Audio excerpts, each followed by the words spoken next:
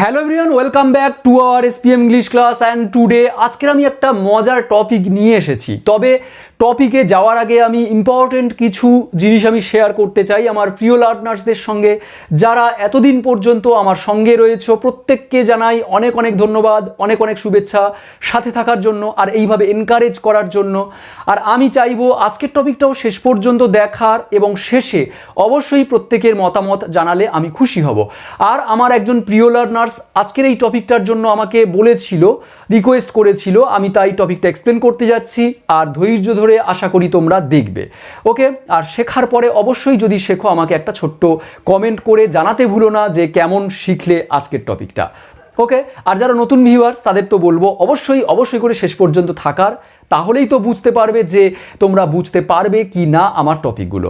আর play লিস্টে তো অনেক স্পোকেনের, অনেক গ্রামারের টপিক রয়েছে, তোমরা দেখতে পারো প্লে লিস্টে গিয়ে এই চ্যানেলের। সো এনিওয়ে, আমি একটা সেন্টেন্স লিখবো, দেখো, he is too, he is too, WEAK, weak, to walk. এটার মানে হলো সে হলো, TOO মানে খুব, অর্থাৎ অত্যধিক, মানে এতটাই, ওকে? আর উইক মানে কি, দুর্বল। এবারে এই TO2 মানে এটা হলো একটা ইনফিনিটিভ, যেটা ভার্ব ফার্স্ট ফর্ম তার আগে ব্যবহার করা হয়েছে। আর TOO উইক মানে হলো খুব দুর্বল, আর TO2 ওয়াক মানে হাঁটতে পারে না। এর মানে কি, সে এতটাই দুর্বল, হাঁটতে পারে না।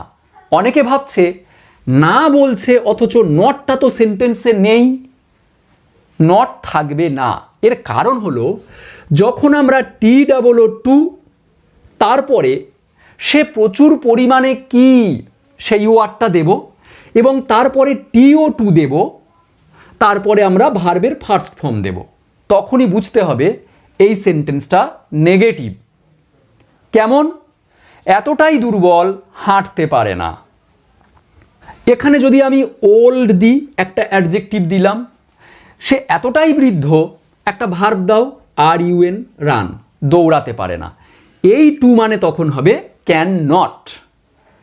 তাহলে আমি যদি বলি যে রামু ওয়াজ টু উইক, রামু ওয়াজ টু ওল্ড, রামু এতটাই বৃদ্ধ, টু রান, দৌড়াতে পারে না। তাহলে আমরা যখন একটা সেন্টেন্স এইভাবে বলবো যে সে এতটাই এটা যে করতে পারে না, তখন আমরা একটা সেন্টেন্সে এইভাবে লিখতে পারবো। আরও একটা সেন্টেন্স এক্সাম্পল দিচ্ছি, দেখো। আবার আমরা বলতে পারি যে the boy is too foolish, তার মানে ছেলেটা এতটাই বোকা, টু আন্ডারস্ট্যান্ড মানে বুঝতে পারে না। ছেলেটাই এতটাই বোকা যে বুঝতে পারে না। এবারে আমরা, কেউ সাপোজ বলল আমি এইভাবে কেন লিখতে যাব, আমি তো একটা সেন্টেন্স নিজের মতো করে লিখতে পারি এইভাবে না লিখে। হ্যাঁ, তারাও লিখতে পারো, তাদের জন্য কেমন দেখো। এই সেন্টেন্সটা যদি আমি অন্যভাবে বলি, দ্য বয় ইজ, TOO যদি আমরা ইউজ করি তাহলে অ্যাডজেক্টিভের পরে TO2 ইউজ করতেই হবে। তাহলে আমরা যদি TOOটা তুলে দিই, অত্যধিক বা খুব, এর ইংরেজি আরও একটা বসাবো, SO, সো মানে খুব, আর তারপরে ফুলিশটা দিয়ে দাও। এর মানে হলো ছেলেটি এতটাই বোকা যে, দ্যাট বলে আমি আরও একটা সেন্টেন্স মেক করব। The boy is so foolish that, ছেলেটা এতটাই বোকা যে সে, হি, আমরা বয় এটাকে হি প্রোনাউন রাখছি, এখানে তো আবার দা বয় ইউজ করতে পারবো না একটা সেন্টেন্সে। একটা নাউন, সেই নাউনটাকে আবার একটা একই সেন্টেন্সে রাখবো না। প্রথমে নাউন, এই নাউনের পরিবর্তে প্রোনাউন এবারে রাখবো। সে, ছেলেটি এতটাই বোকা যে সে, এখানে ইজ আছে, আমরা বলবো ক্যান নট। এই টু মানে আমি আগেই বলেছি ক্যান নট, পারে না, can not understand, full stop. এটা যদি করি Ramu was so old, Ramu এতটাই বৃদ্ধ, দ্যাট যে, আবার রামুর প্রোনাউন হি দিয়ে দাও, হি ক্যান নট না, ক্যান নট নয়, এখানে ওয়াজ আছে পাস্ট, তাহলে ক্যানের পাস্ট করে দাও কুড নট, তারপরে রান, RUN, মানে হলো রামু এতটাই বয়স্ক ছিল যে সে দৌড়াতে পারেনি। আবার যদি আমরা এটা করি, হি ইজ সো উইক, সে এতটাই দুর্বল যে, আবার হি দিয়ে দাও এখানে, যে হি ক্যান নট, তো ইজ আছে, ইজ প্রেজেন্ট টেন্স, তাহলে ক্যান নট পারে না, হি ক্যান নট ওয়াক। তাহলে এই সেন্টেন্সের সঙ্গে এই সেন্টেন্সের একটা আলাদা ডিফারেন্স যদিও আছে সেন্টেন্স স্ট্রাকচারে, কিন্তু মিনিং সেম। এটার মানেও সে দুর্বল, হাঁটতে পারে না, আর এটার মানেও সে দুর্বল, হাঁটতে পারে না। তবে আমরা যখন TOO দেব, এরপরে এই অ্যাডজেক্টিভ বসানোর পরে আবার টু দেব, পারে না কোনটা সেই কাজটা আমরা পাশে লিখব। আর যদি আমরা TOO তুলে দিই তাহলে সো লিখব, এতটাই বলে আমরা সেই অ্যাডজেক্টিভ লিখব, এবং তারপরে দ্যাট, এতটাই দুর্বল যে, বাংলাও তো আসছে এরকম, এতটাই দুর্বল যে সে পারে না কি হাঁটতে। এবার অনেকে ভাবছে আমরা এই দুটো লিখব না, আমরা এই দুটো সেন্টেন্স বাদ দিয়ে যদি আরও অন্যরকমভাবে লিখতে চাই, এরকম হবে। আমি বলতে পারি যে হি ক্যান নট ওয়াক, আমি এটা আগে বলবো, হি ক্যান নট ওয়াক, সে হাঁটতে পারে না, বিকজ, কারণ, হি ইজ ভেরি উইক, কারণ সে খুব দুর্বল, সেম। এবারে আমরা এই সেন্টেন্সটাও এইভাবে লিখতে পারি যে Ramu can not run, Ramu দৌড়াতে পারে না। অনেকে ভাবছে হি ক্যান নট, কুড আছে পাস্ট টেন্সে, পারেনি, তাহলে আমরা বলবো Ramu COULD, Ramu could not run, Ramu দৌড়াতে পারেনি। অনেকে ভাবছে হি কুড নট রান, তো তাহলে রামু কেন, হি মানেই তো রামু, আর আমরা যখন কোনো ব্যক্তির সম্পর্কে প্রথমে লিখব তাহলে নাউনটা আগে লিখব, প্রোনাউনটা পরে লিখতে হয় ব্যক্তির সম্পর্কে, সেই জন্যে আমরা শুরু করছি মানে রামু দিচ্ছি, হি মানেই তো রামু।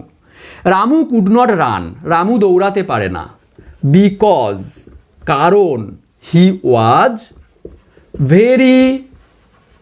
Very old.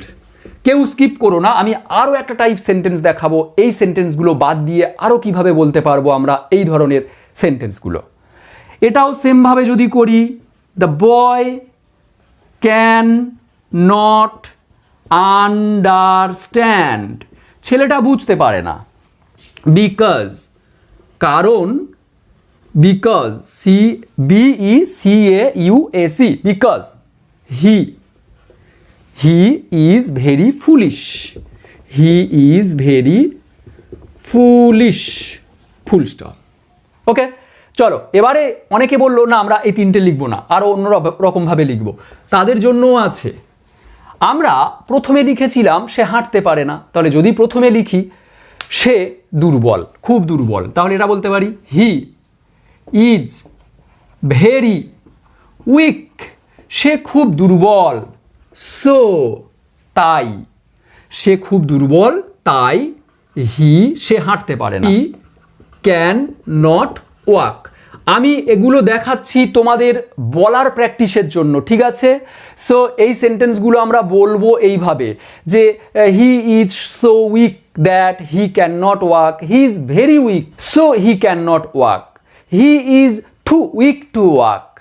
ওকে, আবার এটাও আমরা বলতে পারি যে Ramu was very old, Ramu ছিল খুব বৃদ্ধ, সো তাই এটা আছে পাস্ট টেন্স, ওয়াজে আমরা কুড দেব, হি কুড নট রান। এটাও সেম, দ্য বয়, ছেলেটি ইজ ভেরি ফুলিশ, ছেলেটি খুব বোকা। সো তাই, he can not understand, full stop. আমি স্পেশালি এগুলো জাস্ট একটা আমি ঝলক দেখালাম, তোমরা জাস্ট আমি লেখার জন্য তোমাদের বলিনি, এগুলো প্র্যাকটিস করো এইভাবে, প্র্যাকটিসের জন্য আমি দিলাম বলার। তো আমরা এখানে চার রকম সেন্টেন্স আছে একটা বাক্য, এখানেও 4 রকম সেন্টেন্স আছে একটা বাক্য, আর এখানেও 4 রকম সেন্টেন্স আছে একটা বাক্য। যেমন he is too weak to walk, সে এতটাই দুর্বল যে হাঁটতে পারে না। তার ইংরেজি আবার এটা বলতে পারো, he is so weak that he can not walk.